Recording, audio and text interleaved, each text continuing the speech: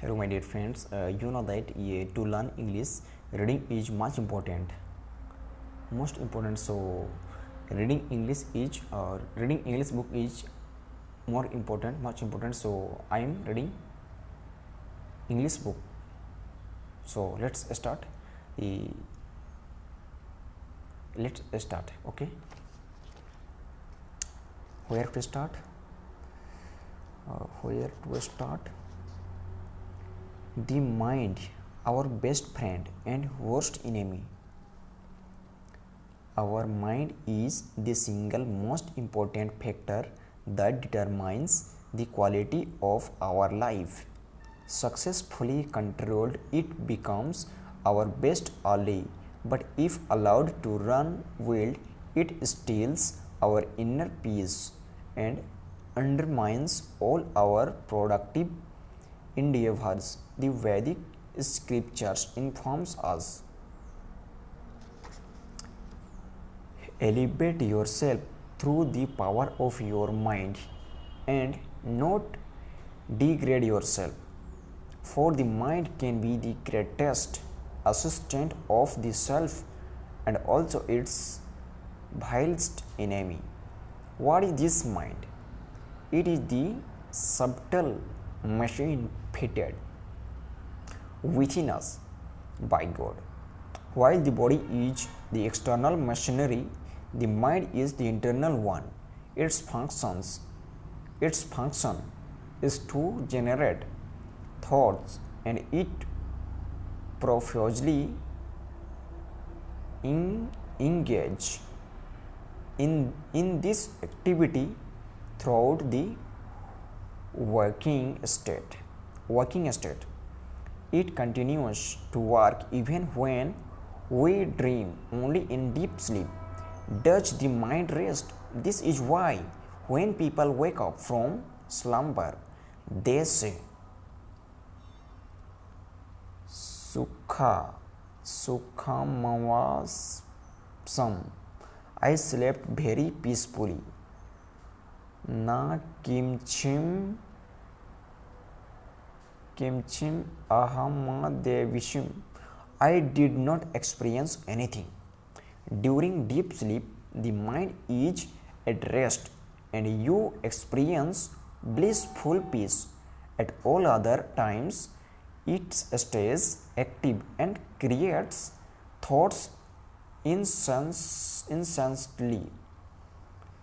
We experience both happiness and distress because of the state of our mind. Let us say that someone is in a miserable mood. You tell her something that generates a happy thought in her and she smiles in glee. Next, presume another person is in a good mood. You convey bad news to him, which creates a miserable thought, and he instantly grimaces in despair. Both the experiences of glee and despair are results of the state of the mind. Learn to cultivate a cheerful mind, and you will experience behaviorally bliss even in the midst of the most hellish circumstance. On the other hand, if we harbor a miserable mind, we will suffer the torments of hell even if we are surrounded by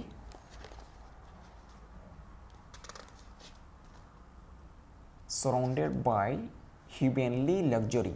British poet and philosopher John Milton described this perfectly in Paradise Lost.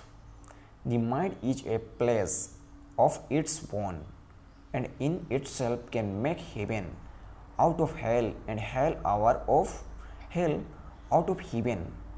We dissipate a large portion of our energy in combating external enemies whom we perceive as potentially harmful to us. But the Vedic scriptures say the biggest forces such as Last anger, greed, envy, and illusion reside in our own mind.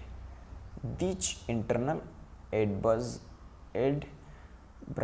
are even more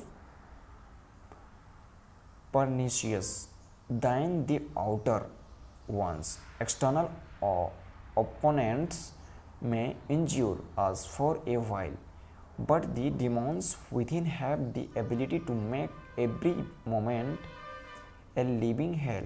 For example, when our mind harbors animosity, the negative thoughts generated do more damage than the object of our hatred. Hence, it has been wisely said, resentment is like drinking poison and hoping that the other person dies. The poison referred to is the negativity we harbor within. The Buddha expressed this truth vividly. I have been insulted, I have been hurt, I have been beaten, I have been robbed. Misery does not cases misery does not siege in those who harbor such thoughts. I have been insulted, I have been hurt, I have been beaten, I have been robbed. Anger siege in those who do not harbor such thoughts. Dhammapada 1.3